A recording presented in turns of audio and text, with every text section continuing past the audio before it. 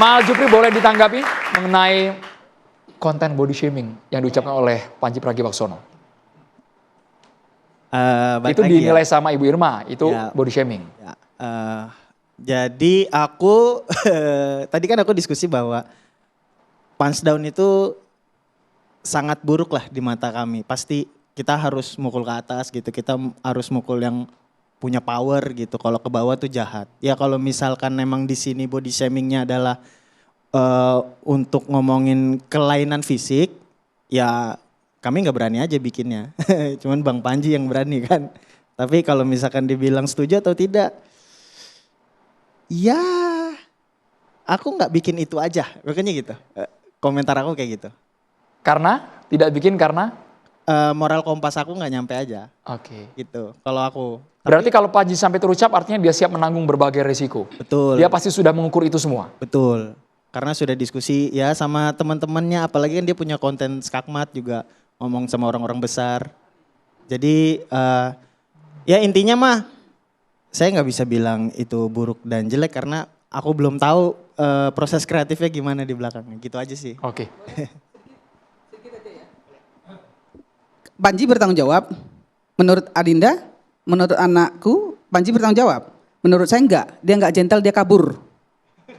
Iya, kalau orang Jawa bilang. Kalau kabur asumsi Bu. Iya, kalau orang Jawa bilang Panji itu tinggal gelanggang colong pelayu. Tidak bertanggung jawab dengan omongannya. Begitu ngomong orang heboh dia kabur. Enggak gentle. Itu menurut keyakinan Ibu Irma Suryani ya. Itu. Aku meluruskan bahwa Bang Panji sudah tinggal di New York itu 3 tahun gitu. Habis ini kan dia banci gak datang ke sini. Oh iya. No comment. Bang Ege boleh Bang. Pertanyaan boleh ke Bang Sadam, boleh ke Pak Abdul Fikar Hajar. Nah, ini sebetulnya Mal tahu ya. Itu tadi pembuka-pembuka. Saya tampilnya terakhir gitu ya. Jadi maksud saya tampil terakhir itu seperti ini juga 2 jam terakhir itu justru itu menunjukkan kita nih yang terakhir itu ingin menunjukkan misalnya ya saya mau bicara 3 hal lah. Satu yang pertama ini stand up comedy dari sejarahnya lah mau abad ke-19, 1966, minstrel show dan lain sebagainya lah ya. Jadi ada suara-suara dari suatu zaman yang ditampilkan dengan gaya seperti itu gitu. Nah, dan kemudian itu menjadi menarik. Ya kan? Bisa juga ditampilkan dengan lawak grup atau macam-macam lah ya. Nyanyian pun bisa lucu kan, ada kritiknya juga. Tapi ini sesuatu yang khusus lah gitu. Banyak orang yang belajar sedemikian rupa di dalam bidang itu. Lalu dia menyuarakan sesuatu yang khas unik pada zamannya. Jadi ketika saya, yang kedua nih, menonton Mensrea itu, mungkin hari pertama atau hari kedua dia ada Netflix, saya nonton, berarti saya bayar kan? Iya kan? Nah saya nonton 2 jam itu, pertanyaan pertama saya dengan judul itu saja, ini bukan cuma stand up komedian, dia juga sudah standby untuk akibat-akibat yang akan muncul di belakangnya. Lalu Mensreanya itu apa? Lahir dari kalimat-kalimat awal, bahwa Anda itu adalah atasan dari Bapak Presiden ataupun semua pejabat publik yang Anda pilih. Karena Anda pilih dan kemudian mereka menjalankan pemerintahan ini, itu dengan menggunakan utamanya uang pajak gitu ya, maka kita atasannya. Karena kita atasannya, kita boleh menggali mensrea yang ada dalam konteks tadi menjalankan pemerintahan atau kebijakan-kebijakan publik sesuai dengan semangat zamannya tadi. Lalu dengan cepat saya jawab yang ketiga, apakah semuanya saya suka? Enggak. Saya tuh paling enggak suka loh kalau ada kata-kata yang hewan-hewanan gitu. Saya anjay aja saya tuh sudah mulai enggak kurang suka. Saya suka menggantinya dengan anjang. Jadi agak enak tuh anjang-anjang artinya beranjang-anjang sana kemana gitulah kurang lebih gitu ya. Tapi mendengar kata itu aja saya sudah agak gelisah gitu. Tapi saya tonton, ada lagi kata apa tuh dengan gerakannya itu loh di depan publik loh itu. Ya, colo-colo gitu ya. Ada nirukan gerakannya. Nanti kasih tahu ya ke Intel ya. Dia ada 2 tuh, tadi ada pertemuan anjing, ya kan? Ahli psikologi yang ngebahas tentang, kalau ini anjing beneran. Jadi saya ucapkan beneran, karena di New York ada psikolog khusus buat anjing gitu ya. Jadi Terapi kalau- anjing, terapi. terapi anjing gitu ya. Nah, tolong kasih tahu ke Intel ya yang dibahas tadi soal terapi anjing sama hari ini tidak masturbasi gitu ya, kurang lebih gitu lah ya. Nah, itunya masih boleh saya pakai kan kata itu gitu ya, bukan kata yang lain. Jadi nggak semua hal saya suka. Tapi yang saya kagumi dari seorang Panji adalah dia tekun di bidang stand up comedian yang ada alirannya di dunia sampai saat ini. Anda boleh sebut siapa saja. Dan yang mau saya buka horizon kita pada hari ini adalah bahwa ini stand up comedian tidak hanya memihak salah satu presiden saja gitu ya. Saya tadi sudah mulai mencatat dan saya mulai ingat-ingat.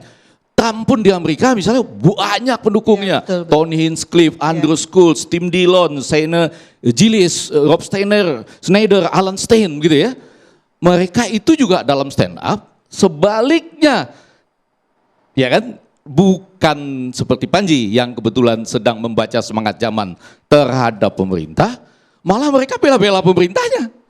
Bela-bela yang calon presiden yang sedang akan maju gitu. Iya kan? Dan tidak sedikit juga mereka yang kecewa akhirnya kan. Ya kan sudah bela-bela akhirnya wah ternyata gitu katanya. Jangan-jangan Panji pernah kecewa juga enggak? Dalam termin pertama bela siapa gitu sesudah itu kecewa juga. Tapi itu memang begitulah semangat zaman gitu. Iya kan semangat zamannya seperti itu. Nah karena itu jalan keluarnya ada dua. Saya setuju kalau ada yang ingin menggunakan jalur hukum haknya dia. Misalnya sekarang presiden. Kalau misalnya sebagai personal kan dalam KUHP dan KUHAP kita yang baru, dia melaporkan kan? Nggak boleh lagi fans-fans, mania-mania melaporkan, presiden yang melaporkan. Dalam kasus-kasus misalnya yang disebut tadi, ini ada ambil contoh tadi. Tapi Gibran tidak mempersoalkan. Oh iya, ini juga menarik. Jadi maksud saya, sikap kita, itu mungkin bagian terakhir ya, dari 2 jam itu bagian yang terakhir. Karena terakhir betul disebut nama Gibran panjang sekali kan. Karena kita tidak bisa berharap pada ini, dan wakil presiden kita adalah Gibran. Terima kasih, tangannya gitu ya. Itu yang terakhir, nanti ujung terakhir. Tapi yang mau saya katakan adalah bagaimana semangat zaman ini disikapi. Kalau dengan KUHP dan KUHAP yang baru, setahu saya agak sulit. Siapapun yang melaporkan dia harus perorangan loh. Bukan mewakili pemerintah, bukan mewakili kelompok masyarakat, bukan mewakili badan usaha. Coba, kalau yang kemarin-kemarin ini saya dengar mewakili kelompok masyarakat. Ya kan, dia tidak menceritakan apa yang terjadi pada dirinya sendiri. Kemudian gaduh misalnya. Yang ada yang saya tahu itu ya dalam UU ITE, katakanlah nanti ada Prof. Fikar ya untuk undang pidananya. Kata-kata yang sering dimunculkan itu kan kata-kata apa ya, keriuhan, kerusuhan dan semacam itu ya. Tapi bukan di medianya, kata MK. Yang fisik, gaduh di dunia nyata, kata Mahkamah Konstitusi. Jadi saya bingung nih, kalau mau masuk mengadu dari apa? Gaduh Pak, di mana gaduhnya? Di dalam stadion pada waktu acara, di apa itu? Apa nama tempatnya? Indonesia Arena ya, di sana gaduhnya. Enggak apa-apa kalau gaduh di sana. Mahal bayarnya, tepuk tangan meriah. Dalam konteks yang dinyatakan oleh MK terhadap Undang-Undang ITE ini, gaduh secara fisik di masyarakat, bukan di media sosial gitu. Lalu pelaporan-pelaporan silakan saja gitu. Apakah Anda betul-betul pelaporan stand up for yourself atau stand in for orang lain gitu. Bisa juga kan dalam melaporkan ini kan, nanti dikejar. Nah yang paling ujung baru ini. Jadi ada orang menanggapinya seperti Gibran, enggak apa-apa. Terlihat lebih tinggi loh daripada acara itu gitu. Dia terlihat lebih tinggi, betul kan? Enggak apa-apa, itu kritik terbuka. Ya kan? Bahkan NU, Muhammadiyah juga di situ kan, itu kritik gitu ya. Soal tambang menambang lah gitu ya. Dan ini enggak ada, kami enggak bisa stand by him karena nggak ada hubungannya dengan kami, kurang lebih gitu. Cuma menurut saya yang paling saya mau bayangkan itu adalah suatu saat ada juga orang yang membela pemerintahan ini bikin stand up komedi juga gitu. Yang hadir juga 10.000 orang gitu loh. Oh, sampaikan fakta, sampaikan data dengan gaya-gaya seperti itu yang juga sama menariknya. Lalu giliran orang lain kan bilang enggak, lemahnya di sana, enggak boleh body shaming, enggak boleh ini gitu-gitu loh. Ayo itu yang harus kita tingkatkan kalau kita berusaha membaca semangat zaman melalui ini kebetulan namanya stand up comedy. Jadi pengennya Bang Ege ini mens rea tandingan. Dijawab sesaat lagi Bang Sadam, Pak Abdul Wika Hajar, kita harus jeda hanya di catatan demokrasi pemirsa. Terima kasih.